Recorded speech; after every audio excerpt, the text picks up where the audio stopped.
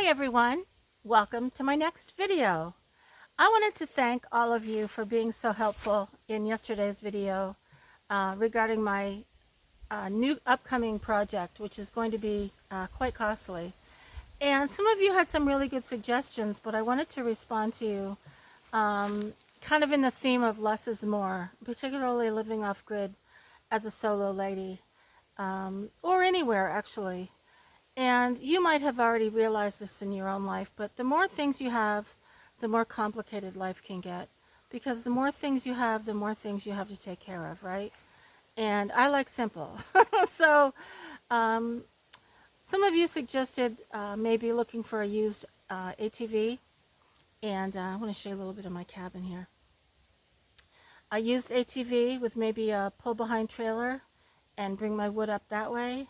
But honestly, that would entail a great deal of work because I would have to load the trailer, which would probably be not very large, drive the ATV up here, which wouldn't be so bad, but then unload that trailer and stack the wood. So there's really extra steps involved with that, as well as rather, the expense of having an ATV, buying it, maintaining it, storing it in the winter, all of that. And if the darn thing broke down, I'd have to figure out how to put it in the back of my truck and bring it to the mechanic. So I do appreciate all of your ideas. I realize a lot of off-grid people have ATVs. Um, Sometimes they're just toys to go out and about, and sometimes they can be a workhorse.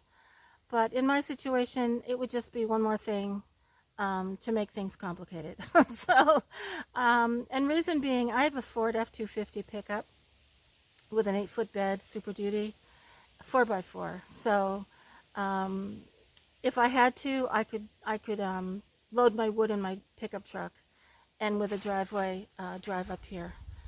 But when you're by yourself, especially looking at growing older, which we all are, um, you look at working smarter, not harder or faster, and that's what I've always done here. So I've found a gentleman to come up and give me a quote, and I'm going to go with the easiest route, not necessarily the cheapest, because I have a secondary option other than coming up the walkway. And so I'm really excited to have him come out. And this is my thought process living out here. And I don't know if you all do this or not, especially when you're spending a lot of money on a particular project. You want it to be beneficial in more than just one way, and make that investment as worthwhile as you possibly can.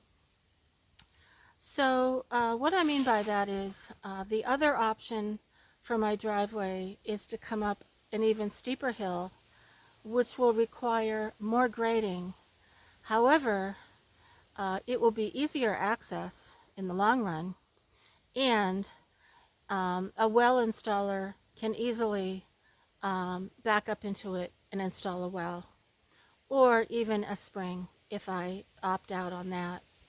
And in addition, the well will be on a higher grade than my cabin, and it might be even possible to have it gravity fed. So there you go. There's a lot of decisions to be made by making a major improvement on a piece of property. And sometimes the first choice isn't always the best one. And especially when it's going to be expensive and it's going to be permanent, you really want to look at all the pros and cons to it. Are you going to regret doing it later? Is it only going to solve one problem and not another? Or is it going to address things that, there's always one fly out here, right? Damn it, I bet it's the same one. I'm sorry, I got off track. It is very hot out here. It's like 90 degrees with 90% humidity, and my dogs did not even want to go to the park today. I brought them, and Maggie got out of the truck and took one look around and went back to the truck. So She's in the house in the shade, and so is Sheppy. So I wanted to talk about the less is more and how many of us can really think more about what we're spending. Do we really need something, or do we just really want something? And is it going to solve a problem short term, or is it going to solve a problem long term? And possibly even have more possibilities in the future for future projects. So that's kind of how I look at it, and especially since I'm alone, um, a lot of couples live off grid, and a lot of them are very construction oriented, and that's great. That's good for them. But I prefer to keep it as simple as possible out here, um, and just do what I need to do.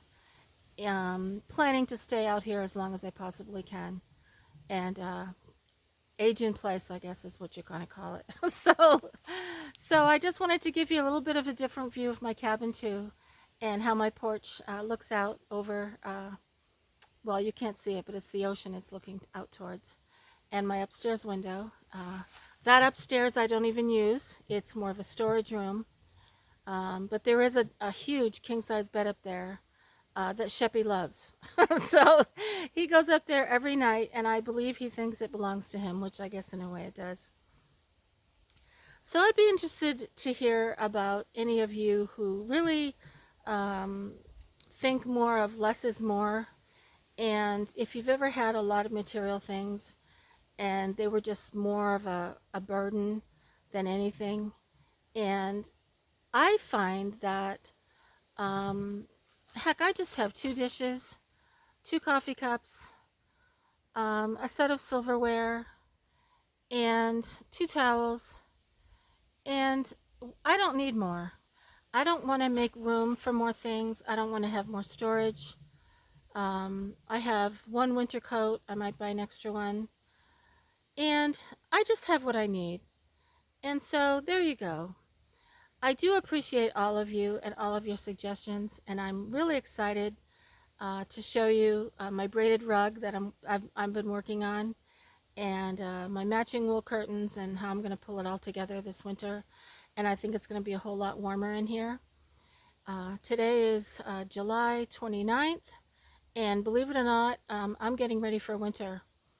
There's a lot of things left to do around here, and it's funny because up here in Maine, even though it's this hot, you can think you've got plenty of summer left, but let me tell you, in September, all of a sudden the air will change, and it will start getting cold, and it's very common to snow in October.